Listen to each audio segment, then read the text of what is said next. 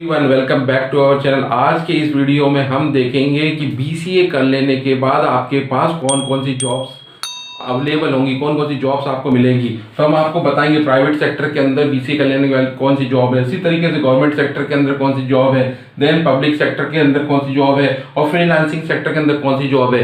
इस वीडियो में हम ना सिर्फ आपको इन जॉब सेक्टर के जॉब के बारे में बताएंगे, बल्कि ये भी आपको बताएंगे कि अगर आपको इन सेक्टर के अंदर जॉब चाहिए तो आपको क्या क्या करना होगा, उस जॉब को पाने के लिए आप किस तरीके से काम करेंगे ताकि आपको जॉब मिल सके। लेकिन इस वीडियो को स्टार्ट करने से पहले मैं कहना चाहूंगा कि यदि आपने अभी तक हमारे चैनल को सब्सक्राइब नहीं किया तो चैनल को सब्सक्राइब कर लीजिएगा, क्योंकि इस चैनल पर आपको मिलते हैं कैरियर गाइडेंस से जुड़े हुए बेहतरीन वीडियो, साथ ही artificial intelligence, Python, linear programming, linear equation, set theory, ऐसे बहुत सारे मैथ से रिलेटेड वीडियो जो आपको हेल्प करेंगे कैरियर गाइडेंस के। साथ ही इस वीडियो को आप लाइक करिएगा और इसको ज़्यादा से ज़्यादा शेयर करिएगा ताकि ये हर जरूरतमंद तक पहुंच सके। तो आइए स्टार्ट करते हैं इस वीडियो को।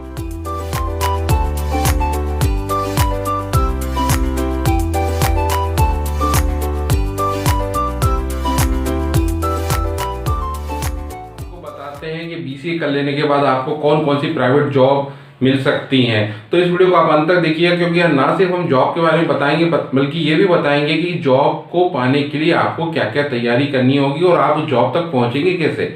तो सबसे पहले हम देखते हैं प्राइवेट सेक्टर की जॉब्स जो होती हैं बीसीए कर लेने के बाद वो कौन कौन सी फील्ड में होती है।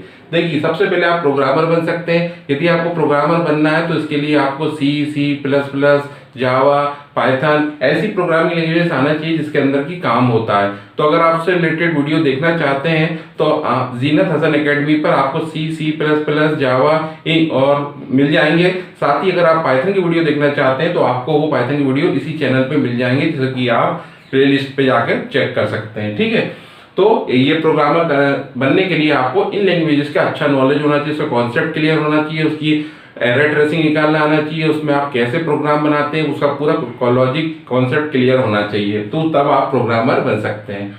एक होता है सेकंड सिस्टम एनालिसिस। देखिए, सिस्टम एनालिसिस जो होता है वो आपकी पूरे सिस्टम की डिजाइन करता है। जब कोई सॉफ्टवेयर बनता है तो आपको डिजाइनिंग करना आना चाहिए कि पहले कैसा फ्रंट एंड बनेगा, फिर कैसा बैक एंड बनेगा, फिर डाटा का इन्फॉर्मेशन किस तरीके से होगा। तो ये आपका थ्योरेटिकल होता है, लेकिन आपको क्या प्रैक्टिकली इसको यूज करना पड़ता है ताकि आप सॉफ्टवेयर डेवलप कर सकें। तो उसकी अगर आपको जानकारी है तो आप सिस्टम एनालिसिस बन सकते हैं, जिसमें आप पूरे सिस्टम का मतलब है सॉफ्टवेयर, जो सॉफ्टवेयर आप पर्टिकुलर सिस्टम के लिए बनाएंगे उसमें आपको एनालिसिस करना आना चाहिए। मतलब पहले कौन सा होगा, टॉप टू बॉटम होगा, बॉटम टू टॉप होगा, इन्फॉर्मेशन कैसे चलेगी, उसका डिसीजन ट्री कैसे बनेगा।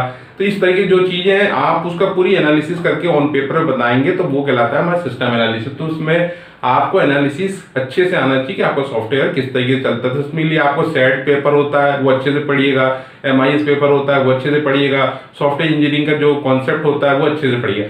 अगर आप ये तीनों कॉन्सेप्ट अच्छे से समझ जाते हैं तो आप सिस्टम एनालिस्ट अच्छे से बन सकते हैं। थर्ड पे हम देखते हैं डेटाबेस एडमिनिस्ट्रेटर। डेटाबेस एडमिनिस्ट्रेटर का मतलब ये होता है, जो कोई बड़ी फर्म होती है वहां पर हमको डेटाबेस का एडमिनिस्ट्रेशन करना पड़ता है कि भाई कोई चीज आई तो आप उसका बैकअप कैसे लेंगे, उसकी ट्यूनिंग कैसे करेंगे, उसकी स्प्लिटिंग कैसे करेंगे, तो वो कहलाता है डेटाबेस एडमिनिस्ट्रेटर। तो उसके लिए आपको DBA से कॉन्सेप्ट आना चाहिए। हो सकता है कि अगर आप ओरेकल का कोई सर्टिफिकेशन प्रोग्राम कर लें या SQL सर्वर कोई सर्टिफिकेशन प्रोग्राम कर लें तो वो आपको हेल्प करेगा डेटाबेस एडमिनिस्ट्रेटर बनने के लिए। ये मैं सभी चीज़ों की बता रहा हूँ, चाहे छोटी कंपनी हो चाहे बड़ी कंपनी हो, बड़ी से बड़ी चाहे CMM1 की कंपनी हो या 5 की कंपनी हो, सब में इस तरीके की जरूरत पड़ती है। ठीक है, फोर्थ में हम देखते हैं नेटवर्क एडमिनिस्ट्रेटर। नेटवर्क एडमिनिस्ट्रेटर का मतलब होता है जब हम किसी फर्म में काम करते हैं तो वहाँ पे बहुत सारे सिस्टम लगे हुए होते हैं, सिस्टम में लगे होते हैं, उसमें आपको लॉगिन करना होता है, उसमें टाइम स्टैम्प निकालना होता है, उसमें आपको आपको क्या फैसिलिटी देना है, किस तरीके से उसमें काम होता है, किस तरीके से नेटवर्किंग होती है, किस तरीके से परमिशन दी जाती है, वो सब चीज़ें आपको पता होना चाहिए नेटवर्क एडमिनिस्ट्रेटर। तो आप उसके लिए कोई सर्टिफिकेशन कर सकते हैं नेटवर्क एडमिनिस्ट्रेटर का, तो वो आपको हेल्प करेगा समझने के लिए कि आप नेटवर्क एडमिनिस्ट्रेटर कैसे बनते हैं।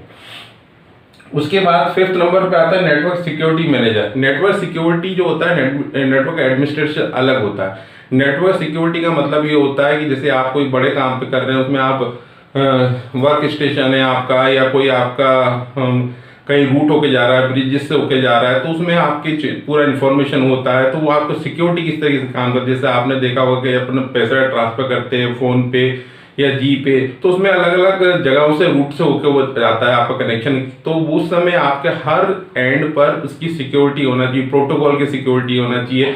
तो वो सब चीज़ें जो होती है नेटवर्क सिक्योरिटी के अंदर आती हैं। इसी तरीके से वेबसाइट डेवलपमेंट, इसमें भी आप कर सकते हैं। वेबसाइट डेवलपमेंट के लिए आप जावा सीख सकते हैं, ASP.NET सीख सकते हैं या पाइथन सीख सकते हैं, तो वो वेबसाइट डेवलपमेंट के लिए होता है। इसी तरीके से एक ऐप डेवलपमेंट होता है जो आज के टाइम पे बहुत ज़्यादा चल रहा है, एंड्रॉयड ऐप डेवलपमेंट। इसके लिए आपको एंड्रॉयड अच्छे से अगर आती है तो आप एंड्रॉयड ऐप डेवलपमेंट की फील्ड में जा सकते हैं। ठीक उसी तरीके से डेटा साइंटिस्ट बन सकते हैं। देखिए यहाँ पे मैंने डेटाबेस एडमिनिस्ट्रेटर बताया था, लेकिन यहाँ डेटा साइंटिस्ट आज के ज़माने में सब जो कंपनीज होती है जिनको अपनी मार्केटिंग करना होती है वो डेटा साइंटिस्ट को क्या करती हैं, हायर करती हैं। क्योंकि डेटा साइंटिस्ट उनको बताते हैं कि आपका टारगेट जो कस्टमर है वो कहाँ पर मौजूद है, उसकी वो एनालिसिस करते हैं और बताते हैं कंपनी को कि आपका टारगेट जो कस्टमर है वो कहाँ पर है, ताकि आपकी जो मार्केटिंग की कॉस्ट है वो आपकी कम से कम हो जाए और आप अच्छे तरीके से कम पैसे में इफेक्टिव तरीके से काम कर सकें। तो ये सारा काम होता है डेटा साइंटिस्ट का। तो उसके लिए आपको डेटा माइनिंग आना चाहिए, डेटा साइंटिस्ट आना चाहिए। तो ये अलग अलग इन्फॉर्मेशन होती है जो हम कर सकते हैं। डेटा साइंटिस्ट आज के ज़माने में बहुत ज़्यादा यूज होने वाली वो जॉब है। नंबर पे आता है डिजिटल मार्केटर। डिजिटल मार्केटर मतलब डिजिटल मार्केटिंग करने वाला व्यक्ति।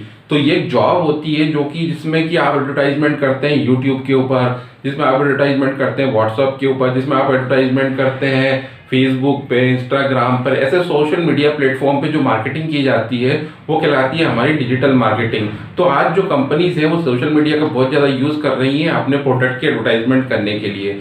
तो वहाँ पर जो व्यक्ति जो ये काम करता है कि सोशल मीडिया प्लेटफॉर्म पर एडवर्टाइजमेंट करना, वो जॉब कहलाती है हमारा डिजिटल मार्केटर। तो आज के ज़माने में, आज के वक्त में ये जो कंपनीज होती हैं इनको हायर करती हैं, तो यहाँ पर आपके लिए बहुत बेहतरीन ऑप्शन रहता है जॉब का। तो उसके लिए फिर आपको इनकी किस तरीके से वर्किंग होती है, किस तरीके से आप काम होता है, वो आपको नॉलेज होना चाहिए। यूट्यूब कैसे चलता है, इंस्टाग्राम कैसे चलता है, फेसबुक कैसे चलता है, वो कैसे शेयरिंग होती है, किस तरीके से पूरा हम एक मैप बनाते हैं, ये पूरी जानकारी होना चाहिए। तो वो उसके लिए फिर आप डिजिटल मार्केटर जॉब के लिए बहुत ज़्यादा सूटेबल रहेंगे। इसी तरीके से होता है सिक्योरिटी एक्सपर्ट। सिक्योरिटी एक्सपर्ट का मतलब जैसे ओवरऑल आपकी सिक्योरिटी क्या है, आपका एनक्रिप्शन है कि नहीं, एंड टू एंड एन्क्रिप्शन हो रहा है कि, नेटवर्किंग की जो लेयर होती है जहाँ पे हम एनक्रिप्ट करते हैं उसकी आपको जानकारी होना चाहिए। तो फिर आप सिक्योरिटी एक्सपर्ट बन सकते हैं। तो ये ऐसे तो बहुत सारी जॉब्स और भी हो सकती हैं, लेकिन ये जो मैंने आपको 10 जॉब्स बताई हैं ये आज के वक्त में सबसे ज़्यादा यूज होने वाली जॉब्स हैं, जहाँ पर कि आपको बहुत ज़्यादा आपको एक्सपोजर मिलेगा, बहुत ज़्यादा जॉब मिलेगी, लेकिन आपको इनका एक्सपर्ट भी बनना पड़ेगा। तो अपन सेकंड नंबर पर देखते हैं कि BCA कर लेने के बाद गवर्नमेंट सेक्टर के अंदर कौन कौन सी जॉब्स आपको मिल सकती है। देखिए सबसे पहले तो ग्रेजुएशन लेवल पर जो SSC CGL होता है वो जॉब्स आप BCA कर लेने के बाद भी कर सकते हैं। ठीक है, तो अगर आप ज़्यादा जानकारी चाहिए SSC क्या होता है, उसमें कितने टाइप की एग्जाम होती हैं, तो इस पर भी हमने अपने करियर गाइडेंस के एक वीडियो बनाया है SSC का, जिसमें हमने आपको पूरा बताया कि उसमें इंफॉर्मेशन किस तरीके से SSC की एलिजिबिलिटी होती है, किस तरीके से एग्जाम पैटर्न होता है और किस तरीके से आप उसमें क्वालिफाई कर सकते हैं। तो वो वीडियो भी आप देख सकते हैं, उसकी लिंक यहाँ पर आ रही है, तो आप पे क्लिक करके आप SSC की पूरी जानकारी भी ले सकते हैं।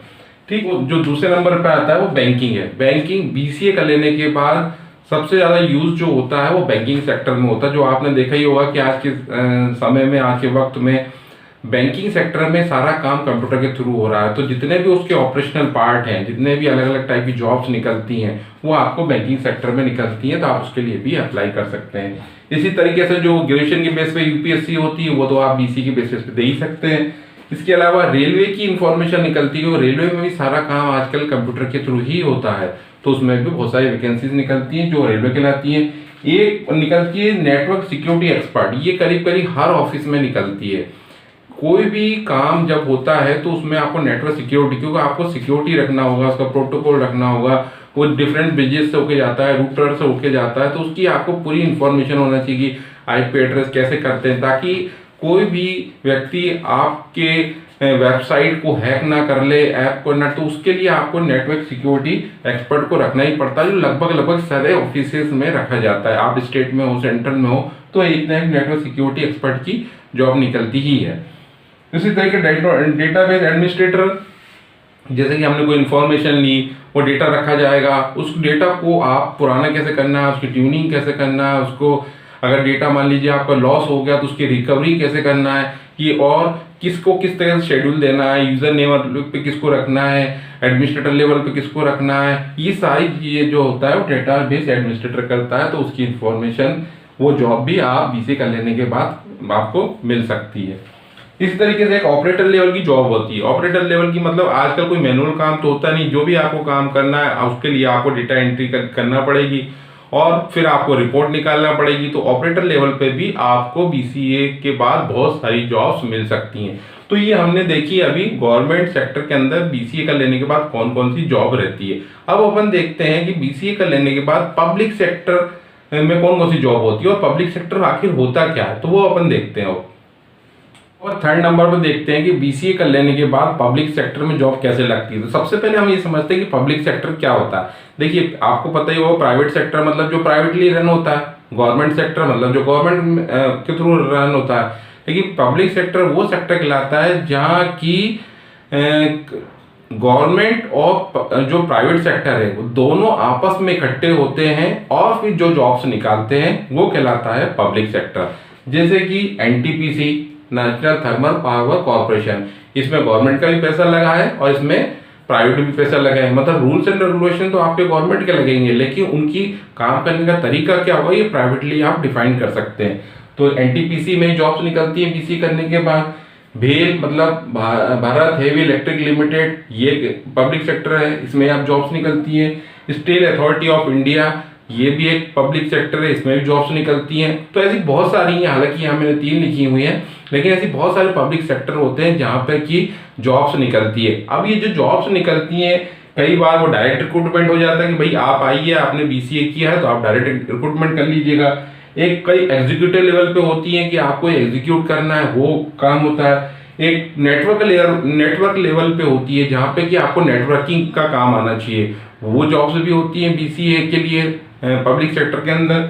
और एक होता है ऑपरेटर लेवल पे, जैसे कि अभी हमने देखा कि भाई आज के ज़माने में कोई मैनुअल काम तो होता नहीं, आपको जो भी डेटा एंट्री का काम करना है वो आपको कंप्यूटर के थ्रू ही करना पड़ेगा और उसके लिए आपको ऑपरेटर लगेगा। तो वो जॉब्स भी बीसीए के लिए अवेलेबल होती हैं। तो ये हमने देखा पब्लिक सेक्टर की जॉब्स जो बीसीए के अंदर है। अब देखते हैं फ्रीलांसिंग की कौन कौन सी जॉब्स होती हैं बीसीए के अंदर, और अगर वो फ्रीलांसिंग की जॉब है तो वो फ्रीलांसिंग की जॉब आप कैसे ले सकते हैं। क्योंकि लोग ये तो बता देते हैं कि फ्रीलांसिंग की जॉब है, लेकिन वो उनको लेना कैसे है, उसको किस तरीके से काम करना है, वो अपन देखते हैं कि फ्रीलांसिंग के जो सेक्टर है उसमें बीसीए के लिए कौन कौन सी जॉब्स अवेलेबल है।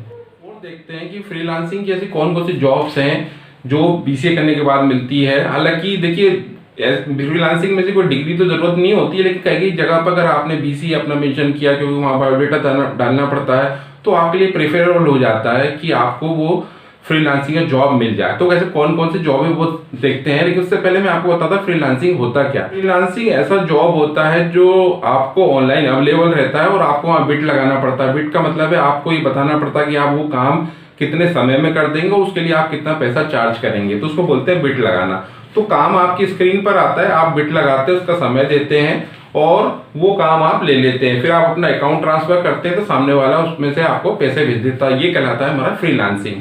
तो फ्रीलांसिंग में से कौन कौन से काम होते हैं, सबसे पहले होता है वेबसाइट डेवलपमेंट का। आपको ऐसा कोई वेबसाइट डेवलपमेंट, अगर आपने जावा, पाइथन या ASP.NET या कोई नया C# वगैरह कर रखा है तो उसमें आपको डेवलपमेंट का काम होता है वेबसाइट का, उस पर आप ले सकते हैं और आप बना के दे सकते हैं, तो आपको अर्निंग हो जाएगी।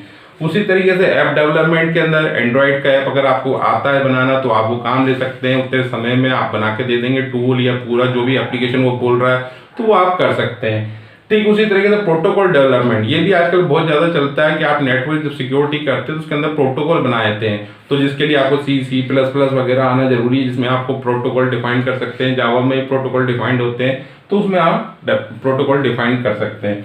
इसी के साथ टीचिंग भी होता है। टीचिंग में मतलब आप आपसे बोलते हैं कि साहब ये पर्टिकुलर टॉपिक है, इस पर आप अपना ट्यूटोरियल बनाइए और हमको आप भेज दीजिए, तो हम उसके लिए आपको चार्ज दे देंगे। तो ये भी फ्रीलांसिंग होते हैं। उसमें आपने अगर BCA किया होगा तो आपको प्रेफरेंस मिलेगा। मान लीजिए आप 10th पास में और आप बोलेंगे साहब मैं ये पढ़ा लूंगा, तो सामने वाला शायद कंफ्यूज हो जाएगा कि भाई 10th पास करके आप कैसे बना सकते हैं। अगर आपने BCA किया होगा तो उसका इम्पैक्ट आएगा, तो आपको मिलने के चांसेस आपको बढ़ जाएंगे। उसी तरीके से डेटा एंट्री लेवल का कुछ काम ऑनलाइन पर डेटा एंट्री का अवेलेबल रहता है, जो कि अगर आपने BCA किया तो सामने वाला सोचता है कि भाई आपको कुछ समझ तो होगी, तो उस हिसाब से वो आपको काम दे देता है और काम देने के बाद आप अर्निंग कर सकते हैं। ठीक है, तो ये मैंने चारों सेक्टर आपको बताए। कि इसमें आप जॉब्स BCA कर लेने के बाद कैसे कर सकते हो। साथ में ये भी बताया कि अगर वो जॉब आपको लेना है तो आपके पास कौन कौन सी स्किल होगी और किस तरीके से आप वो काम कर सकते हैं। तो इस वीडियो को आप ज़्यादा से ज़्यादा लाइक करिएगा, मेरे वीडियो को ज़्यादा से ज़्यादा शेयर करिएगा और इस चैनल को सब्सक्राइब करिएगा, क्योंकि इस चैनल पर आपको मिलते हैं बहुत अच्छे अच्छे वीडियो और आर्टिफिशियल इंटेलिजेंस पाइथन से जुड़े हुए वीडियो आप इस पर देख सकते हैं, लीनियर प्रोग्रामिंग के, और जो C++, जावा और जो कॉन्सेप्ट रहते हैं ऑपरेटिंग सिस्टम, नेटवर्क सिक्योरिटी जो अपन ने बात करी, वो सारे वीडियो आपको जीनत हसन एकेडमी पे मिल जाएंगे। तो मिलते हैं अपन अगले वीडियो में जिसमें देखेंगे एक नया कॉन्सेप्ट कैरियर गाइडेंस तक के लिए। तब तक के लिए thanks for watching, tata and bye bye.